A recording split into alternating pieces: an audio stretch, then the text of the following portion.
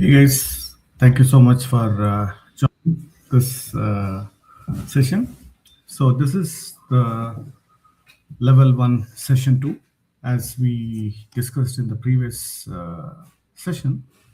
I just want to spend a real quick minute, not much, but at least real quick 1 minute to not even 1 minute. Let's spend little lesser than that to see that it's a 9 part series. So level 1 till level 9.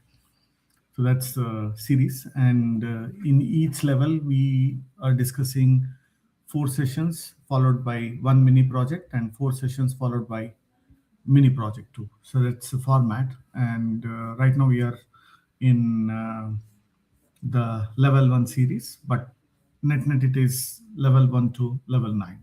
So that being said, I have created a playlist in this one, so you can watch the playlist here. We go to the .NET Learners House, and in the playlist you will be able to see the Python playlist in this one. So here you will have all the previous episodes, whatever we are discussing, it will be here.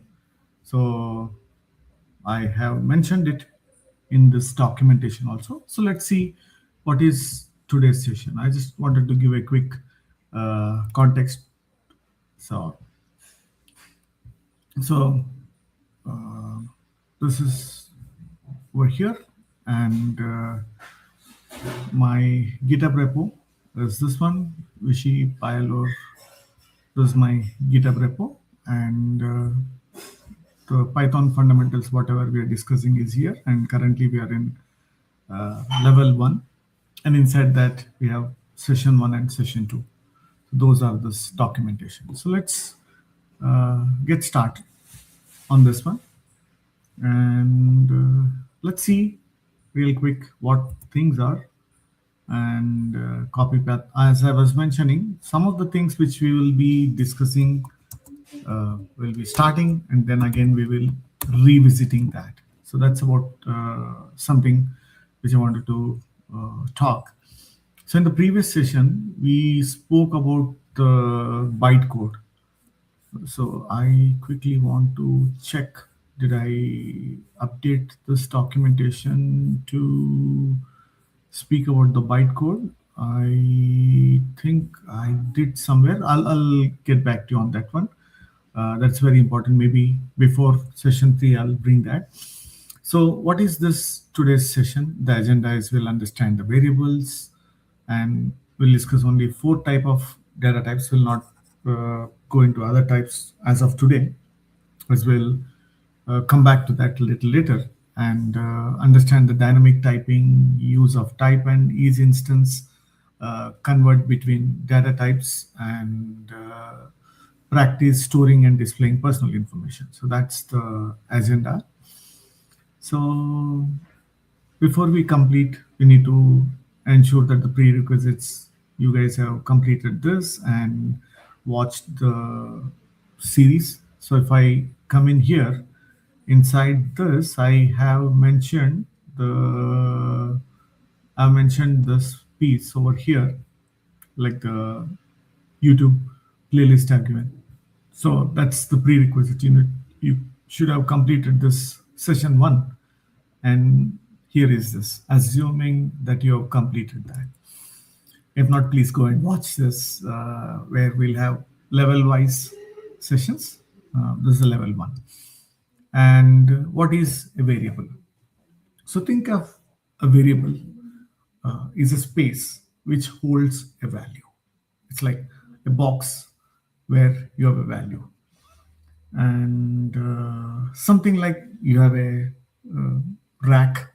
So today you kept book A inside the track, and you removed that, and you kept book B, assuming that that book fits in a particular rack, or a tiffin box is there. Today you kept few biscuits. Tomorrow you kept a different kind of biscuits, assuming that you are keeping the biscuits which will fit inside the tiffin and you will be able to close the lid. You can't have more biscuits and you can't close the lid, it will break. Okay, so it's like variable is something which holds a value. It might hold different value at different instances, but as of now it's a place where you have a value. So let's see a couple of variables over here. I'm declaring this over here. You'll see that name is one variable, Alice is name, and age is another variable. Suppose if I come back here and I say that Mike, first let's print this, print name. So you're seeing that now saying name equal to Tom. And now if I go ahead and print this name, now it is holding Tom. So it's also the same data types. We'll come back to the data types, and I don't want to derail this session. So name is a location where it holds a value, and it might hold different kinds or different values at different instances. Okay.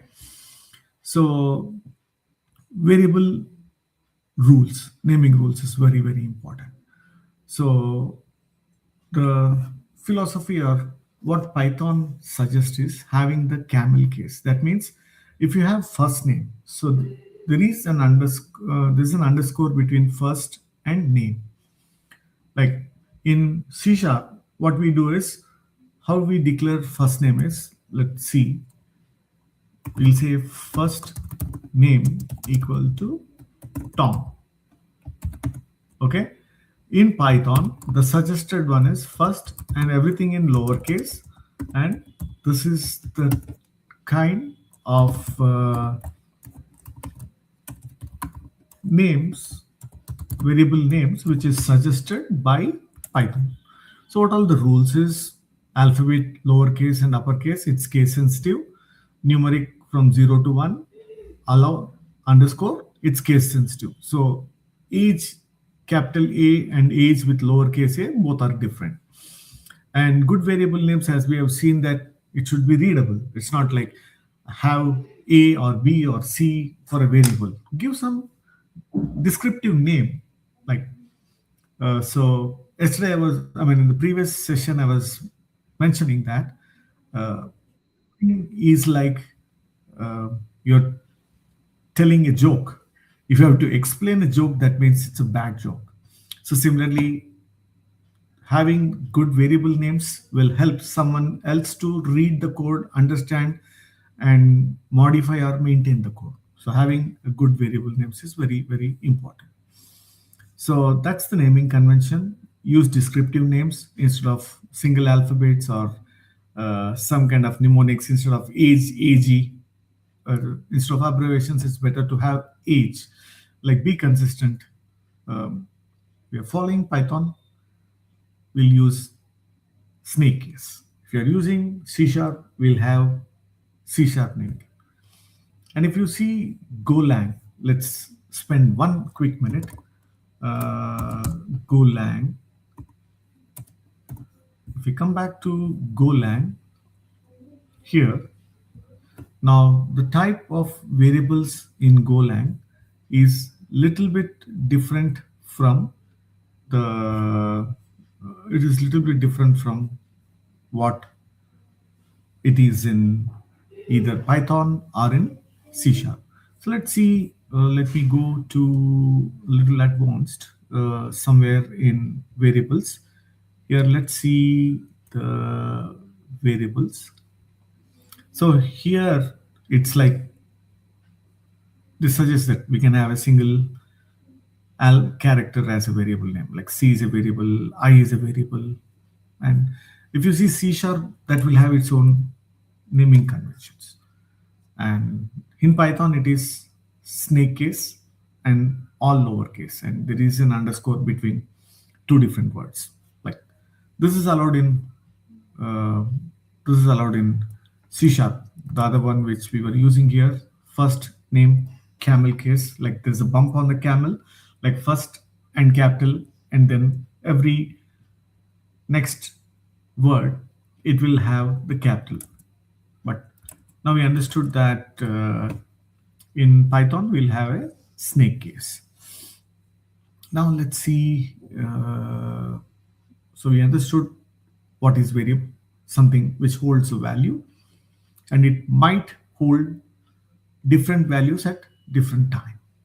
And single equal to is called assignment operator. That means there is a variable and there is a value, and this is called literal. The right side piece, al is 20 true, these are called literals. So I have a variable equal to literal, so that means you're saying that this variable will hold something which is on the right side. So that's what you're using an assignment operator. So variable name follow the Python rules, and good names are descriptive and readable, right? And data types, we see something integer data type. So here we'll see different values, whatever we declare over here. If I want to print population, okay, it's storing the value. And similarly, we can have the floating point variables. Okay, and you see the positive, negative, and zero values. Similarly, we are seeing over here, and you see something known as height. Here, I say this, this, and this, and I'll use the type of height, even though it is 0.0, but still it is float. The moment you add dot zero, you have a decimal value, it is definitely considered as float, not integer, right? And string, we already saw a little bit of strings, but let's see. So strings, you can use double quotes, you can use single quotes, and you can use triple quotes. Triple quotes, in the previous session we discussed that it is exclusively for docstring, and for some other reason we will revisit that. But as of now, understand that the string variables can hold string value, and that can be in double quotes or the single quotes. And you can do mix. You can have a single quote inside a double quotes value, or you can have a double quotes inside a single quote value. That's a different thing. We'll come and discuss a little later. So you can see that either single quotes or double quotes, both works the same way. We can have consistent. Use double quotes, follows everything in the same file, or across the project it should be. Like you use single quote and I use double quotes, it confuses the third person who's working in this project. So let's be consistent. And bool, it has got only two values, true or false. But one thing you should understand is either it should be capital, I mean the T should be capital and F should be capital. The first character should be capital. Like it's something like this, true, and it is false. If I type false like this, then it says that it assumes that lowercase false. It's very case sensitive. We saw that. When we do this false in lowercase, that means it is assuming that it is a variable.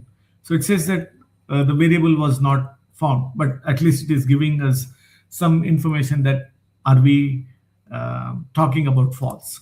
Okay, be very careful when we are using. Okay, no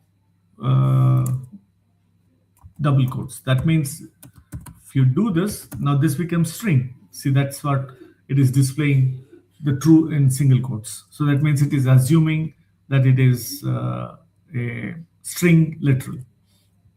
Okay, so we learned at least hello world or 30,000 foot view of integer data type, the float data type, the string data type, and the Boolean data type. And now let's speak about the dynamic typing. So that means in different languages, first you will define like the data type, the variable name, and the value. Let's see this example here, where I equal to int. This is the way Go defines the variable. So it says that you have a data type you have a variable name. Okay. Now C sharp, it says that int I equal to 10. So let's go to the next one to see that how different programming languages will assign. So here you can see int, here it's saying that I and j, they are of integer type. The value which has to be assigned to I is 1. The value which has to be assigned to j is 2. So that means a variable name, the data type, and value. Now C sharp, it says that int age equal to 42. So that means you're saying that I want to declare a variable of integer type. The variable name is age and the value is 42.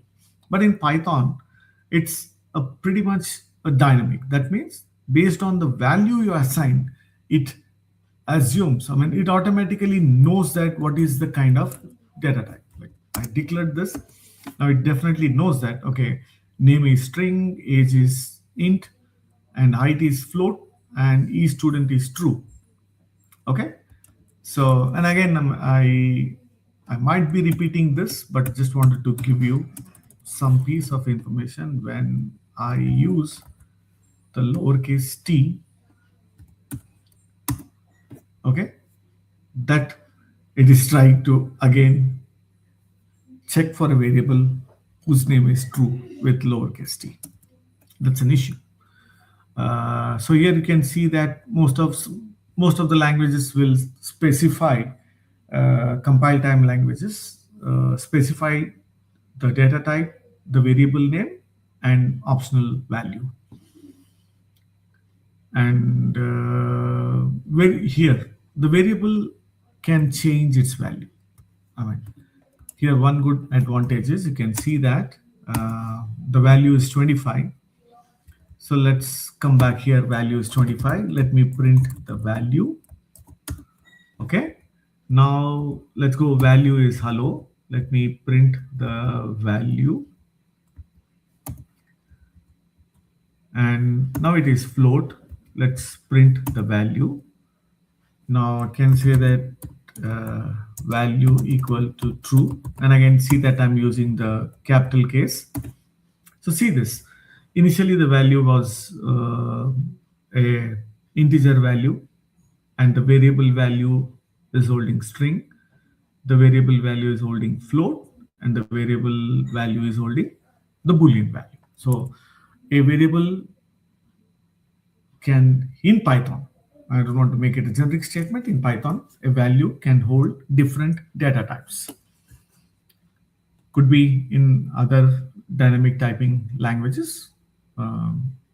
So that's a different story. But as of now, a value of a variable can hold different values at different time. It could be of the same data type, or it could be of a different data type. Now, be careful when we are assigning this, because if you take a variable name, it's better to hold string values. Take a variable name, use for string, and then use it for age, and use it for storing his salary. Now, height or something. Now it confuses. What is that you're storing in this? So better define a variable and stick that, okay, this variable will hold X data type, be it a string or int or float or the Boolean. Let's stick to one and use it for the same. Now the type checking is, here we declared string, int, float, and Boolean. Now see that those should be displayed over here. We can see that the name is of string. We'll come back, and this is int, and this is float, and this is the Boolean value. Okay, isinstance is something which is important when you want to check what is the type of value which is stored inside a variable. Right. Saying that isinstance age, is it of int type? Age, is it of string type? Is it of float type? Or is it of Boolean? Is it of bool? No. The age 25 is of int type. So isinstance it's returning true. So more readable than first you check. It is much better than like this type of age equal to int. So it is saying true. Instead of that, we can clearly see that is instance of age equal to int. That's much readable instead of these types and equal tos. I mean, it's all the choice. Okay, for better checking types and conditions recommended in Python style guide. So this I don't want to discuss now uh, because this has got the intention. So that we didn't discuss about this one, but at least I will speak about this one. In Python, when we different programming languages has got a different construct. Like if you see C Sharp, Java, or Golang, they have the flower brackets. So this is a block that defines a block. Okay. So this two lines, line 8 and line 9, those belongs to main method. So that's what is defining. But here in Python, it is defined by the space. We'll come back to that. We'll discuss about the Zen of Python and PEP rules a little later in the next session. But as we are passing through, I'm just letting you know that it's all based on the indentation. Let's see that what it is.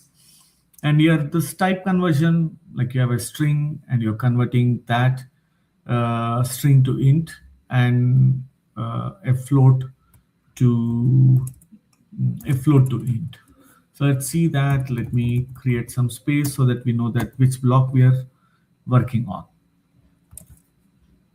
And this works, but when you're trying to convert a float to int, I mean the string and a float to int.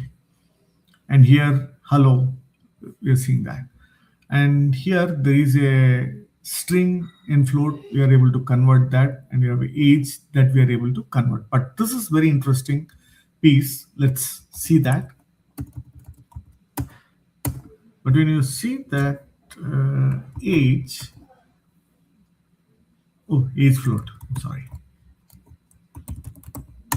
Now it added dot zero. I mean, it added the decimal value with zero. And the string is very, again, there are places where you definitely need to convert some value to a string data. I mean, we'll see that.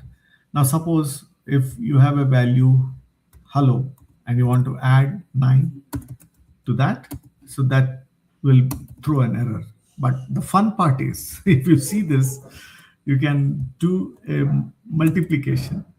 That means it displays hello 9 times. So this is fun part. I don't know. That's how it is. So you can't add a string and a numeric together, but you have a string value. You can use the multiplication symbol and 9, so it displays that 9 times. It's pretty good. But the previous expression, if I go here, I can say that convert that into string. Now it's not a numeric. Now we understood that a numeric and a string can't be, the addition operator can't be used in a string and an integer value, but the multiplication operator can be used in a string and a numeric. And that to show that why we use this str, one of the use is this: when you are concatenating a string and an integer, now you can't do that. We saw that here. It throws an exception. So you have a string, you convert the integer to string and use a concatenation operator. But suggested is we'll use f string. Okay. The fun part is this bool. Now see this boolean. Anything is true in boolean. Like it's a positive value, negative value, or it's a decimal value, or an empty string. Anything will be true. Okay. But we can instead of whitelisting, we can do a blacklisting kind of thing. So except 0 and null string, none and false. Except this, everything is true. Okay, let's do a blacklisting kind of thing. Okay, so except these, it's 0 or 0.0 empty string. Now you see this, the empty space is true because there is some value. Now it's an empty string, it's a null string, there's nothing in that, and none and false. So let's experiment this. I think it should be true. Oh, okay. So it's 0. Whether it is a 0 or in that case, this will also be false. Okay, anything non-zero value is true, be it 1 or be it the negative number. Anything above 0, below 0 is true, but 0 is false. Okay, a string with value empty space string is true, but null string, that means nothing in that empty string, is false. And there's something known as none, we didn't discuss, we'll come back in later. So here the usage is that we're accepting this input, and can come back here and see that help input. So it says that input is a prompt, reads a string from the standard input, the trailing until that slash is used. But the better way to read that is we can come back to this one. And are we accepting input somewhere? I want to see that. Are we accepting input? No, but at least I can show you. It's equal to input each. Okay, so I'll just this one, like if I come in here, so you see this function, it's a function input, it returns string. So anything we accept it as part of input, so it returns string. So what is that for us is here when we accept age, even though you're giving value 25 or whatever the value it is, but internally it definitely treats it as the string, as we have seen in the method. Now, what is your age? Enter your age. I'm saying 50 years old. Now, that's the age in string. Now, here, age in integer, we are saying that now I want to convert that into integer. Now I can say that type of age str, it says string. Now the type of age and int, that's the integer. So in these scenarios where you want to convert from one data type to other data type, we definitely need it. And we have already seen that combining strings and integer number, we use str, or the best thing is to use the f strings. And a simple calculator, we can use this to get sum of two numbers, the typical programs we all write out.